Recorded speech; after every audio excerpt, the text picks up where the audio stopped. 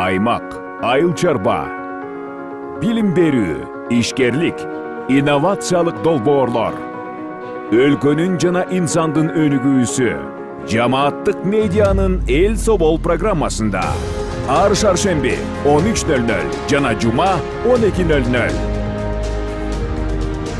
Бизге Facebook, YouTube'дагы жамааттык медиа баракчалары аркылуу кошулуңуз. Ошондой эле аймактардагы жамааттык медиа радиолорунан угуңуз.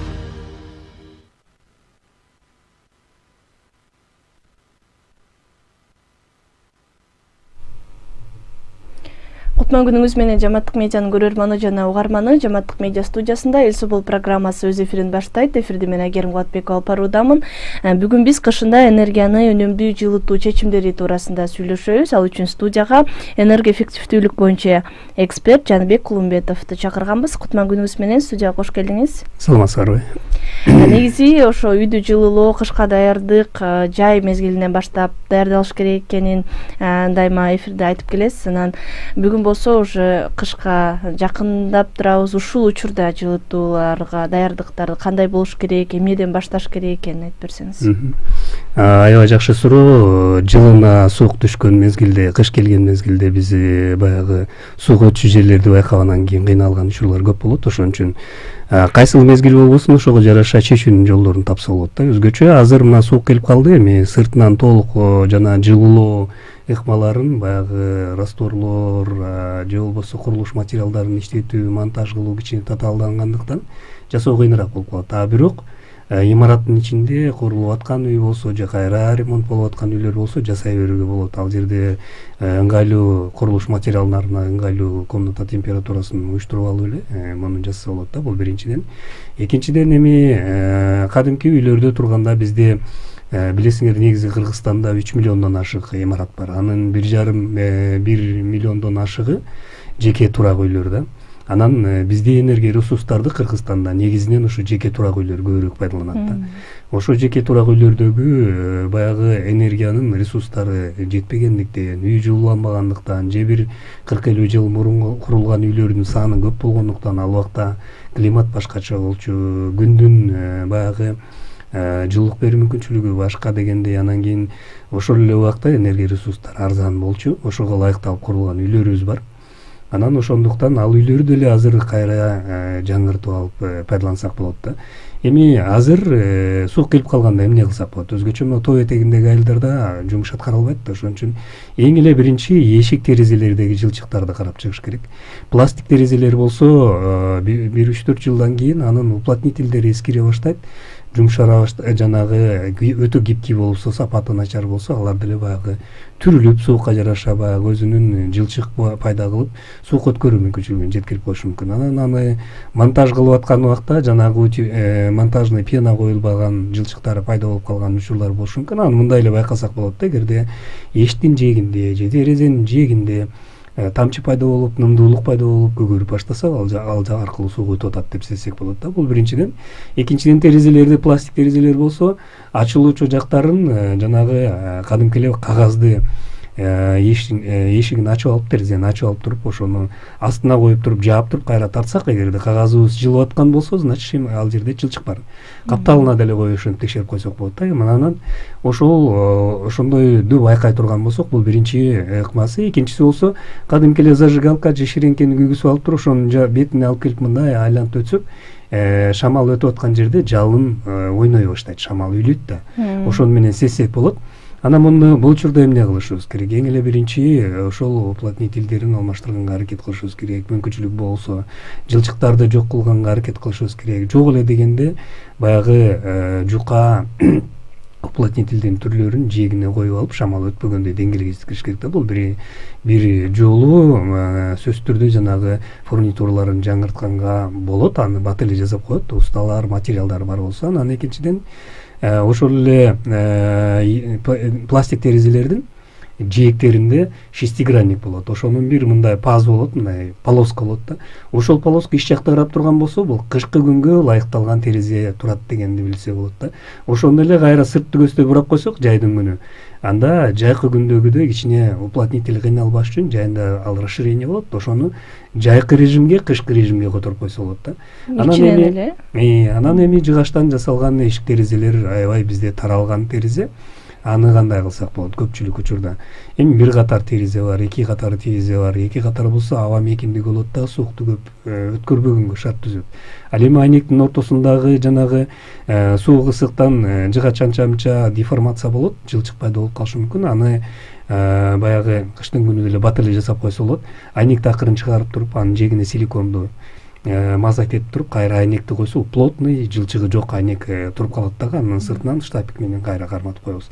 Эки катарды ошентип кое турган болсок, кадимки стеклопакет пайда болот да, ошол жерден жылчыктан өтпөйт. Ал эми жыгачтан болгон жерлердин жээгин болсо, анда атайын уплотнительдердин жардамы менен баягы жылчыгын бекитип бүтөп койсок болот. Ушундай жолдор менен жасаш керек да. Мен эми баягы турмуштан айтып өтөйүн. Ногу Базар Коргон районунда тоолуу зонада кышында жаңактын отунун кылып иштетпесин деген бир изилдөө жүргүздүк. Ошондой бир айылга барып калсам, үйүндө баягы кичинекей үйдө от жагып кышында отурушат экен. Анан кийин терезеси айнеги сынып калыптыр да.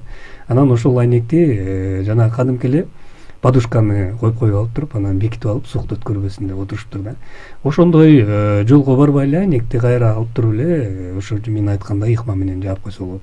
Бул терезеге тиешелүү. Ошол эле убакта дубалдын бир жеринен тешик болуп калышы мүмкүн. Жана жылытуучу материал, система отопления келген трубалар өткөн жерлер болушу, печка сыртында турган учур болот. Ошол печкадан келген үйгө чейинки жеткен жерде труба жана жылууланбаган болушу мүмкүн. Ошону сөзсүз түрдө азыр жылытуучу атайын трубалар үчүн чыккан нерселер бар. Болбосо изовер же башка жылытуучу материалдар менен сыртынан уруп, ошону сактап койсо болот. Ушундай жол менен анан полдун астын жылууласа болот. Эгерде стяжка болсо, бетондон жасалган пол болсо, ага 3-5 сантиметрдик пеноплексти коюп туруп, анын үстүнө жанагы эмени подложканы коюп туруп эле үстүнөн ламинатты кайра коюп койсо болот. Болгону порогду эске алыш керек. Эшик ачылбай калат да порогду.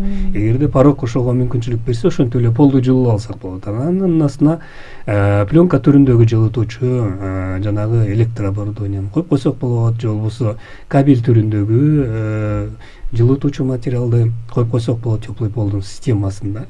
Анан эми потолок болсо, потолок оңой эле чечилет. Өзгөчө кыштын күнү мен ошого көбүрөөк сунуш кылат элем.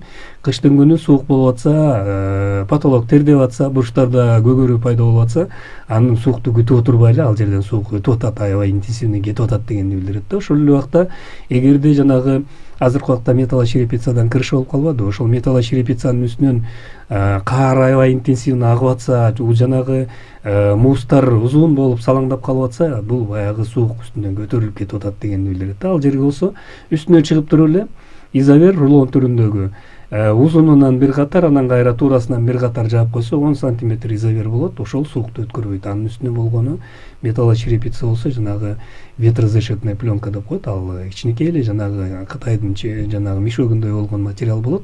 Ошону коюп койсо, анын үстүнөн баягы тамган тамчы жылытуучу материалды нымдап, баягы өзүнүн сапатын жоготтурбайт да.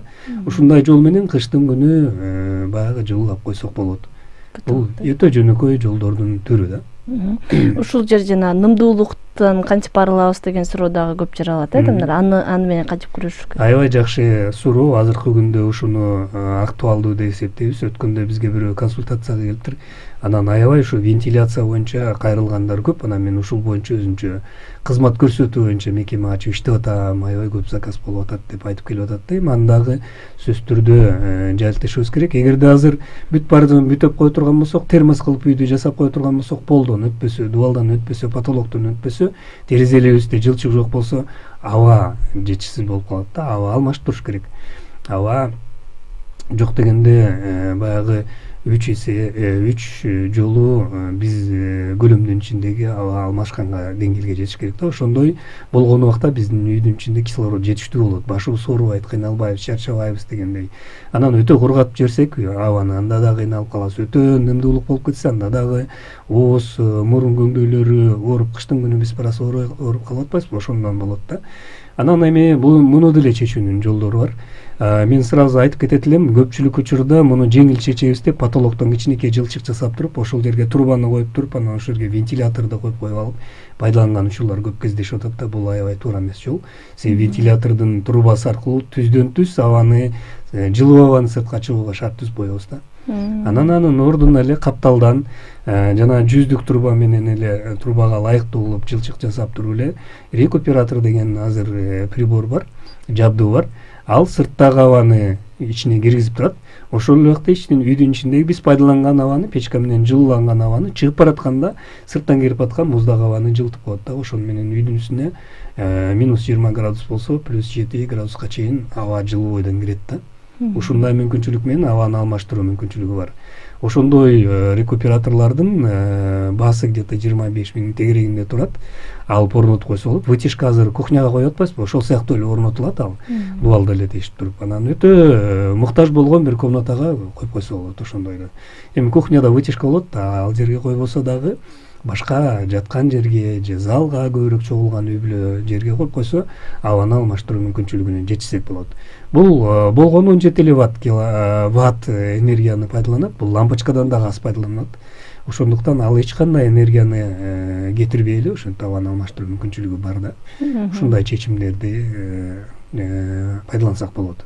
Негизи ошо азыр энергияны өтө көп өлчөмдө колдонуп атканыбыз, өзгөчө мурда кыш мезгилинде эле ошо жылытуу системалары иштегенде көбүрөөк колдонуу болсо, азыр жайында дагы муздатуу, салкындатуу үчүн ар кандай муздаткычтарды, кондиционерлерди иштеткенде бир пайызы өсүп жатканын айтып атышат. Анан бул жылытуу системаларды иштеп жатканда да ушундай энергияга карата муктаждык, анан дайыма энергия болуп туруш керек деген суроо жаралабы?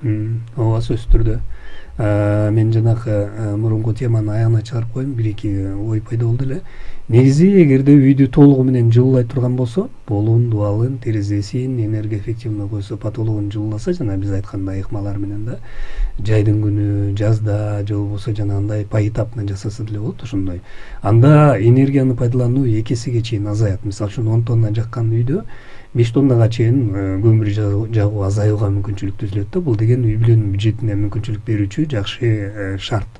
Экинчиден, үй жылууланган болсо, ошол эле жылуулук менен камсыз кыла турган электрический котел болобу, газовый котел болобу же көмүр жаккан котел болобу, ал 2 эсе энергияны аз пайдалана турган печканы пайдалансак болот. Мисалы үчүн 10 киловаттык печканын ордуна 5 киловаттык печканы толук жылууланган үйгө койсок, ошол эле жетиштүү деңгээлде жылуулук менен камсыз кылышы мүмкүн да. Анан ошол печкаларды сөзсүз түрдө мына мен жана теманы аягына чыгайын дегеним ушул болчу. Печкаларды бир сыйра текшерип коюш керек. Mooрлору тазабы, түтүндү жакшы чыгарабы, анан от чакканда эле үйдүн үстүн ичин көздөй түтүн чыгарган болчусу, өзү аба жетпей жаткан үйгө иши жаман абаны киргизип алуу мүмкүнчүлүгү бар да. Бул ууктанууга дагы алып келет да. Ошон үчүн бул биринчиден, экинчиден көп отун жагабыз деп биз айлана чөйрөгө да зыянды көп келтиребиз. Мынагы абанын таза эмес болушу деп айтып атпайбызбы? Ошого да шарт түзүп коебуз да. Ошон үчүн печканы бир сыйра ревизия кылып коюш керек. Анан ошонун деталдарын, баягы иштеген вентилдерин текшерип, суусун системадагы куюп, төгүп, жаңыртып койсо, система жакшы иштеп берет да. Анан экинчи сиздин сурооңуз боюнча аябай жакшы суроо. Бүгүнкү күндө биз эми 21 кылымда жашап атабыз. Азыр электр приборлорун пайдалануу ар бир үйдө ондогон андан ашык жабдууларды пайдаланабыз да. Ошон үчүн электр энергияны пайдалануунун баягы өлчөмү өсүп баратат. 10% чейин жылына өсөт деп айтып атпайбызбы? Ошол ал жерде биздин үй-бүлөлөрдүн дагы пайдалануусу өсүп атат. Себеби мурда бир холодильник койсок, азыр 2-ни коюп атабыз, морозильник да коюп атабыз. Зарядный устройство ар бир комната, ар бир розеткада турат. Ошол эле ар бир комнатага телевизор коюп атабыз. Электрический печканын түрлөрү бар, микроволновканы пайдаланабыз. Абаны алмаштыруучу жабдууларды пайдаланабыз дегендей, өзгөчө жайдын күнү өтө ысык болгондо жана кондиционерди пайдаланып атабыз. Кондиционер муздак аба менен камсыз кылат. Эмне үчүн жайында биз үйдүн ичинде ысык болууга шарт түзүп коюп атабыз? Бул жанагы эле проблема. Эгерде үй жылууланган болсо, суукту өткөрбөгөн сыяктуу ысыкты да өткөрбөгөнгө шарт түзөбүз да. Ошондой жылууланган үйдү жасасаңар, анда кондиционерге расход болуп, аны коюунун да кереги жок болуп калышы мүмкүн да. Бирок акыркы статистика көрсөткөндөй, электр энергия приборлорду колдонуу акыркы жылдары 10% чейин жайдын күнү да өсүп атат. Кондиционерди азыр бир үйгө бирди койсок азыр бир үйгө 2-3 койгон учурлар болуп атат. Өтө ысык болгон жерлерде андан да көп коюлуп атат дегендей, муну дагы эске алып пайдаланышыбыз керек. Эми бул жерден кондиционер дегенден кийин кондиционер жөнүндө мен дагы бир токтолуп кетейин. Кондиционердин эки түрү бар да. Эми азыр основном жанагы кышында жайында иштеген системалар иштеп калды. Ошону ала турган болсок, мүмкүн болушунча энергоэффективности жогору болгон А+ же А деген класс энергоэффективности оборудованияны алыш керек. Анын дагы еще мында инверсионный деген бар. Ал болсо жанагы кондиционер иштеп атканда ысып, анан температурага жеткенде өчүп, анан кайра иштейт эмеспи? Ошол частотаны плавно регулировать эткен мүмкүнчүлүктү берген инверсионный дагы печка эмелер бар, кондиционерлер бар. Алар А+, анан кийин ошо инверсионныйлар 2 эсе энергияны аз пайдаланат. Бир аз кымбат болушу мүмкүн. Зато ай сайын төлөгөн электр энергия азыраак сарптап калабыз да. Анан рекуператордун бир жак кондиционердин бир жакшы жери 1 киловатт энергияны алып 3 киловаттка чейин жылуулук энергиясын, анан кийин муздатуучу энергияны аба менен камсыз кыла алат да. Бизде ошону дагы эске алып пайдалансак болот. Анан муну алып аткан учурда минус канча градуска чейин иштейт дегенди эске алып алыш керек да. Мисалы үчүн биздин суук зонада тоо этегиндеги, тоого жакын айылдарда мисалы үчүн минус 20га чейин, минус 15ге чейин иштеген кондиционерди койсок, ошол учурга чейин жылытуу үчүн пайдалансак болот. Анан өтүп кеткенден 1 к 1 иштей баштайт, печка сыяктуу эле. Ушундай мүмкүнчүлүктөрдү эске алышыбыз керек. Анан электр жабдууларынын баардыгын алып аткан учурда энергоэффективдүүлүгү жогору болгон жабдууларды алганга аракет кылсак, биздин потреблениябыз ашык болбойт. 5 киловатт норма болсо, же 10 киловатт норма болсо, ошонун ичинде баягы пайдалануу менен үйдө керектүү нерсенин баарын аткарууга мүмкүнчүлүк бар. Азыр технология ошондой шарт мүмкүнчүлүк берет да. Демек биз мындай сөзсүз үйдү талаптагыдай кылып жасаш үчүн, энергияны үйдү жылуулаш үчүн, энергияны мындай үнөмдөш үчүн сөзсүз эле жаңы үй салып эмес, бир болгон үйдү деле талаптагыдай кылып жасаса болот, эски үйлөрдү сиз айткандай. Сөзсүз түрдө бул эми жылуулоонун түрлөрү, технологиялары, материалдын түрлөрү көп болуп атат. Бир нече жол бар. Үйдү жылуулоо үчүн же жана мен айткандай ыкмаларды пайдаланып убактылуу маселени жана проблемаларды чечип койсо болот да, кыш келип калгандан кийин. Ал эми кийинки жылдагы этапта болсо өзүнүн күчү менен материалдарды алып, ушул бизге окшогон адистешкен мекемелер аркылуу анан ошондой мүмкүнчүлүктү берип аткан, жашыл каржылоо мүмкүнчүлүгүн берип аткан тараптарды пайдаланып иштетсе болот. Мисалы үчүн бизде Кирсев деген программа, биз консультант инженер катары ал жерде бекер кеңеш беребиз. Ошол бекер кеңеш менен кантип үйдү жылууласа болот, эмне менен жасаш керек, кайсы этаптарды өтүш керек, анан каражатты алуу бул эми кредитке байланыштуу болгондуктан бул Европейский банк развитиянын каражаты Компаньон банкы, KCB Демир банк аркылуу берилип атат Кыргызстандын баардык бурчунда. Аны менен поэтапно азыраак ак сумма менен биринчи полун жылуулап, терезесин алмаштырып, дубалын жылуулап, потологун жасаса болот. Бул бир мүмкүнчүлүк. Эгерде мүмкүнчүлүк бар болсо, андан да көбүрөөк каражат алып толук бүтүрүп койсо болот. Эгерде мүмкүнчүлүк шарт түзүп бере ала турган болсо, анда жанагы жабдуулар, энергияны бекер ала турган жабдуулар, күндүн жардамы менен электр энергия алуу, күндүн жардамы менен жылуу суу алуу мүмкүнчүлүктөрүн да пайдалансак болот. Бул мүмкүнчүлүктөрдүн баардыгына биз каржы берип атабыз. 15%га чейин сумманын грант түрүндө жардам беребиз да. Ушундай шартта пайдаланып калабыз десе, бизге биздин дарегибизге кайрылып бекер консультация алса болот. Жеке жактар дагы алып берет. Жеке жактар бизнес тараптагы алып берет. Бул жерде эми сразу айтып өтөйүн. Бизнес тарап азыр эми бүт эле үй бүлө бизнес менен алек болуп калды. Себеби айыл чарбасы бизнеси бар, өздөрүнүн жанагы үлүш жерлеринде иштеткендер бар, техника алмаштыргандар бар. Анан үйдө отурганда дагы кошумча бизнес кылышат. Ошолордун баардыгы энергияны үнөмдөө мүмкүнчүлүгүн бере турган, ресурсту үнөмдөй турган мүмкүнчүлүгүн бере турган нерсенин баардыгын биз колдойбуз. Жана кадимки эле капельное орошение деле, теплица, биогаз орнотобуз десе, же техниканы алмаштырабыз, электромобиль алып туруп такси кызматын аткарабыз десе дагы биз колдой беребиз. Ошо Кирсевдин дал ушул үй жылуулоо системасында кайсы убакта ишке ашыш керек? Мисалы, кыш мезгилинде бул токтоп калбайбы? Үй жылуулоо ыкмасы баягы азыркы күндө мүмкүн болушунча сырттагы жумуштарды күн жылуу болгон учурда жасаш керек. Себеби баягы жасап аткан аралашмалар, материалдарды иштетүү, аларды бири-бирине баягы кургатуу, бири-бирине жармашуу реакцияларына байланышкан да. Ошондуктан сөзсүз түрдө баягы плюсовой температура деп коет, положительный температура болгон учурда жасалат көпчүлүгү. Ал эми суук келип калган убакта көпчүлүк учурда баардык жумуштан, сырткы жумуштарын ошол суук түшкөнгө чейин бүтүрүп салыш керек да, анан үйдүн ичинде бир аз жылуулукту камсыз кылып коюп алып туруп, ал жерде үйдүн ичиндеги жумуштарды аткара берсе болот. Биздин жардам менен мисалы үчүн үйдүн ичинде эмне жумуш аткарса болот? Баягы суук түшүп калган мезгилде эми сыртындагы утепленияны жасаш бир аз кыйыныраак болуп калат. Эгерде жылуулук баягы жылуу мезгили бар болсо, эми кыштын күнү биз сунуш кылат элек, мисалы үчүн жанагы термопанелдер бар. Алардын сырткы декорациялары даяр түрүндө, ошону бетин даярдап алып туруп, күн жылуу болгон мезгилде ошону орнотуп, атайын өзүнүн технологиясы менен, клей менен отургузуп туруп, анан тартырып, ошондой кылып жасап койсо деле болот. Бирок минусовой температурада растворлорду жасабаң, аракет кылыш керек. Ал баягы ажырап кетип, мус болуп, жакшы жармашпай, анан кийин проблема болушу мүмкүн да. Анан үйдүн ичиндеги жумушту болсо полду гидроизоляция жасап, стяжка кылып, анын үстүнө жылытуучу материалды коюп, же болбосо астына коюп, теплый пол системасын коюп, анан подложка менен ламинатты коюп коюу ишин кышында деле жасай берсе болот. Потолокту жылуу болсо эки ыкма менен жүрөт.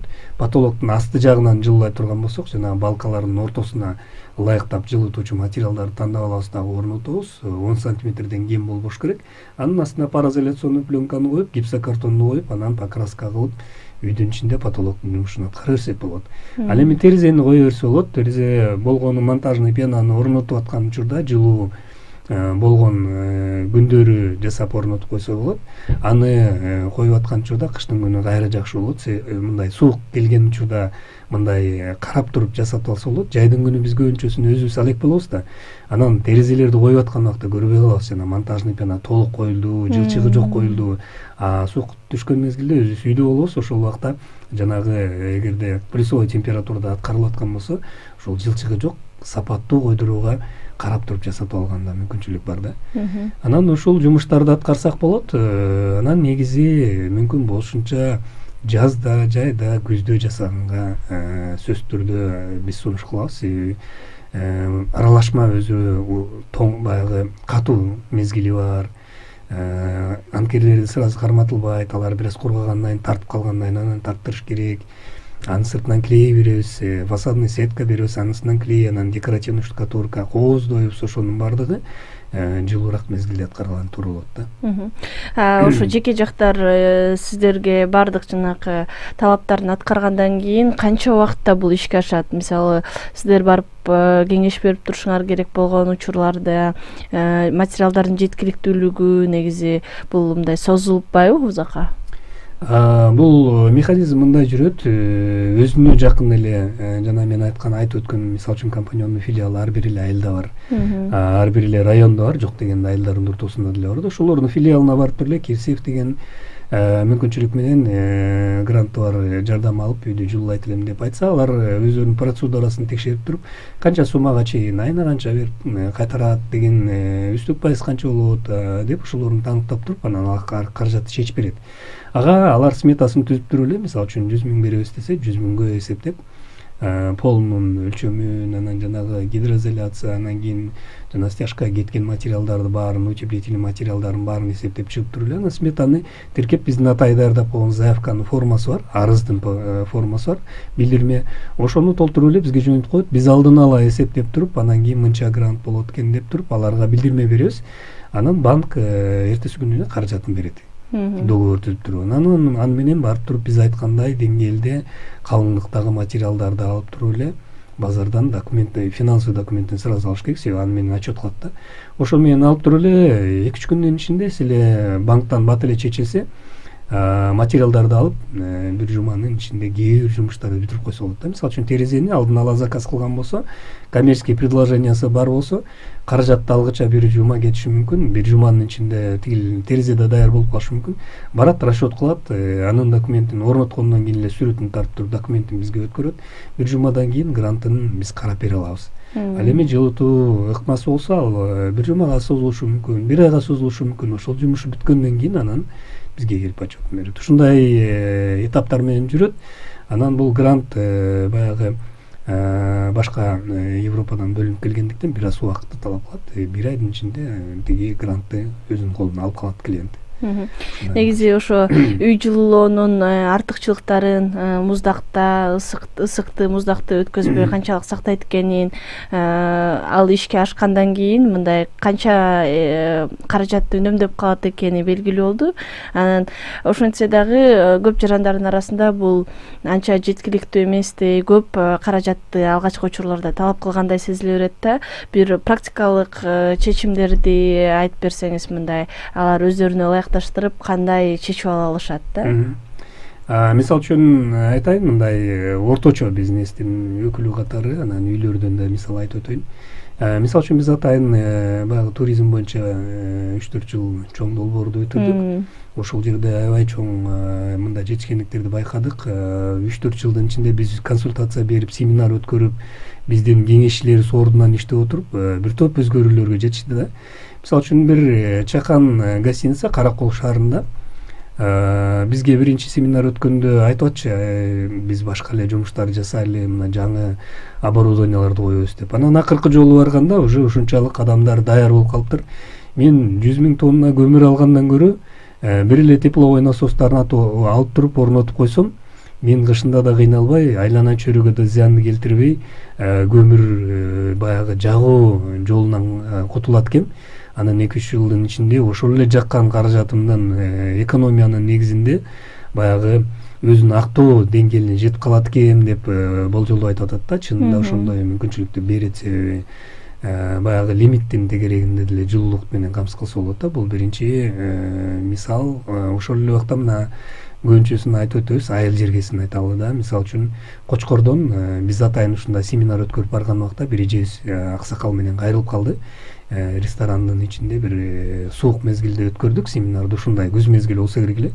Анан ошол жерден аксакал кайрылып калды. Ушундай мен үйдү жылдайын деп аттым эле, аябай жакшы болду келгениңер, мен барып ошону көрсөтүп кеңеш берип койсоңор деп. Анан биз үйүнө барып көрдүк дагы, анан биз сунуш бердик. Аябай жакшы бүтүп аттыр үйүңөр. Дубалы турган үй экен, үстү жабылган үй экен. Эми мыногу полду мындай жылуулаңыз, дубалды мындай жылуулаңыз, терезелерди аябай тура түштүк жака багыттап жасаптырсыз. Анын күндү суукту өткөрбөгөндөй деңгээлдеги энергия эффективдүү терезени коюңуз деп айттык да. Анан былтыр кышында ошол эже чалып атат. Эркин деген эже, 70-терден өтүп калган, 80-ге жакындап калган эжебиз чалып атат. Айжанбек, силердин баягы программаңар иштеп атабы? Кошуналардын баардыгы келип сурап атат. Сеникиндей жылуу үйдө отурсак деп. Ушундай мүмкүнчүлүк болсо башталса айтып койсоң деп. Мен айттым, ооба башталды, буюрса кошуналарыңар кайрыла берсин. Көрсө ал жылуулап бүткөндөн кийин үйүндө азыркы күндө жанагы терезелер аркылуу өткөн жылуулуктун эле эби менен үйдүн ичинде ысык болуп атыптыр да. Анан ал жерде помидор, огурецтерди да өстүрүп атыптыр. Биздин журналист, биздин эмес пиарщигибиз бар, ошого кайрылсак, ал атайын статья жазды да. Анан ошондо айтат, кошуналардын баардыгы кол өнөрчүлүк менен заниматься эткен, анан кошуналар келип аны менен чогуу отуруп иштейт экен да. Анан ошол киши айтып атат, эми ушундай эффектин көрүп атабыз. Мурда баягы кечинде эртең менен от жагып өтчүбүз дейт. Азыр болсо күндүз от жакпай калдык, кечинде бир эле жагабыз деп атат да. Ушул 50% дагы көмүрдү аз жагуу деңгээлине жетиптир да. Электрический отопление даже лимиттен өтпөй жылуулоого жетишип атабыз дейт да. Бул аябай жакшы үлгү. Ошол эле сыяктуу бир чакан мектепти жасоого да ушундай биз изилдөөгө катышып калдык. Ноокат районунда бир Додон деген айылда бар. Ошол жерде мектептин директорун сурасак айтып атат да, биз силер сунуш кылган боюнча усталар имаратыбызды жылуулап берди. Бул Всемирный банк Арис аркылуу жасалган имарат болчу. Анан бүгүнкү күндө саат 5-те сабак бүткөндө мугалимдер да үйгө кетпей атат, окуучулар да кетпей атат. Үй суук, андан көрө берди сабагыбызды даярданып алып отуралы деп. Анан биз ушундай сунушка келдик дейт. Дагы калып иштейбиз, окуйбуз деп аткан болсо, имаратыбыз жылуу болсо, кошумча кружокторду уюштуруп, билим деңгээлин андан ары тереңдетели деген ойго баратабыз. Бул дагы аябай жакшы пример да. ооба кышында көп ошо сууктун айынан сааттарды кыскартып тесттен өткөзүп мындай жогорку окуу жайларда да ушундай практикаларды көп кылып калышат. Демек энергия эффективдүү пайдаланып үнөмдөп жылуулагандан кийин мындай бул маселени ушинтип чечип алса жакшы жыйынтыктарга жетмек экен. Чоң рахмат сизге. Бизге бөлүнгөн убакыт соңуна чыгып келатат. Эфир соңунда кыскача ошо эмнеден башташ керек жарандар жылуулук системасын орнотууда ошого кайрылып койсоңуз. Эң эле биринчи кадам азыркы суук келген мезгилде үйүңөрдүн тегерегин эшикке чыгып алып, мындай көз караш менен эле карап чыккыла. Терезелериңерде жылчык жокпу, эшиктериңер жакшы турабы, ным пайда болгон, жарака пайда болгон жер жокпу, потолоктун үстүнөн тердеген жер жокпу, жана мен айтып өткөндөй азыр деле жылуулап койсо болот. Анан кийин жана система отоплениеңарды бир сыйра текшерип чыккыла. Анан үйдүн ичиндеги жасалуучу жумуштар жөнүндө мен айтып өттүм, аны кайра кайталап айтканда туура эмес болуп калат. Анан өзүңөрдүн каражатыңар менен бизге окшогон адистерден алган маалымат аркылуу үйдү жылуулап койсо болот. Бул бир мүмкүнчүлүк. Экинчи мүмкүнчүлүк каражатты баягы туугандардан, тааныштардан алып жасап аткан учурлар көп болот. Ошондой деле ыкма менен жасаса болот. Анан үчүнчү эң ыңгайлуу туура жолу Кирсев деген программасы. Ал жерден азыр барып кредит түрүндө алып 15%га чейин грант түрүндө кайтаруу мүмкүнчүлүгүн пайдаланып, азыр деле үйүңөрдү жылууласаңар болот. Анан сөзсүз түрдө энергияны азыраак пайдаланган жабдууларды сатып алып орнотконго аракет кылыш керек. Ушундай жол менен үйлөрдүн баардыгын жылуулай турган болсок, энергия эффективдүү жабдууларды алып пайдалансак, кыштын күнү жетпей жаткан 3,5 миллиард киловатт саатты жана 1 миллиондон ашык үйлөрдүн баарын жылуулоо аркылуу эле өзүбүз таап койсок болот. Анда мамлекеттин каражаты сыртка кетпей, өзүбүздүн өнүгүүгө жумшалышы мүмкүн да. Ушуга акырындан жетишибиз керек. Анан айлана чөйрөгө зыянды дагы азайтабыз. Мына COP 29 болуп атат Азербайжанда. Ал жерде да ушул маселе климаттын өзгөрүшү, көмүр кычкыл газынын азайышы деген сөз болуп атат. Биз 50-жылдарга чейин көмүр кычкылын такыр пайдаланбай калган деңгээлге жетебиз деп атабыз. Бирок ал ар бир үй бүлө ушул багытта жана мен айткандай иштерди аткарбаса жете албайбыз. Ошон үчүн баарыбызга ийгилик каалайм, кыштан жеңил чыгуулушуңарды каалайм. Мүмкүн болушунча комфорттуу үйдүн ээси болсоңор, жылуу жумшак жерде жашасаңар, шартты кышка даярдап өтсөңөр, анда кыштын күнү суукка дагы баягы туруштук берип, ооруга дагы чалдыкпай чыгып кете аласыңар. Чоң рахмат сизге убактыңызды бөлүп угармандарга пайдалуу ошо аткара турчу иштерди айтып бергениңизге ыраазычылык билдиребиз. Урматтуу Жамааттык медианын көрөрманы жана угарманы, сиз Эл Собол программасынын кезектеги көрсөтүүсүн көрдүңүз. Бул жолу биз кышында энергияны үнөмдүү жылытуу чечимдери тууралуу сүйлөштүк. Студияда мейманда энергия эффективдүүлүк боюнча эксперт Жаныбек Кулумбетов болду. Эфирди мен Айгерим Кубатбекова алып бардым. Кайрадан эфир аркылуу амандашканча саламатта туруңуз. Аймак, айыл чарба, билим берүү, ишкерлик, инновациялык долбоорлор, өлкөнүн жана инсандын өнүгүүсү Жамааттык медианын Эл Собол программасында ар шаршемби 13:00 жана жума 12:00. Бизге Facebook, YouTube'дагы Жамааттык медиа баракчалары аркылуу кошулуңуз. Ошондой эле аймактардагы Жамааттык медиа радиолорунан угуңуз.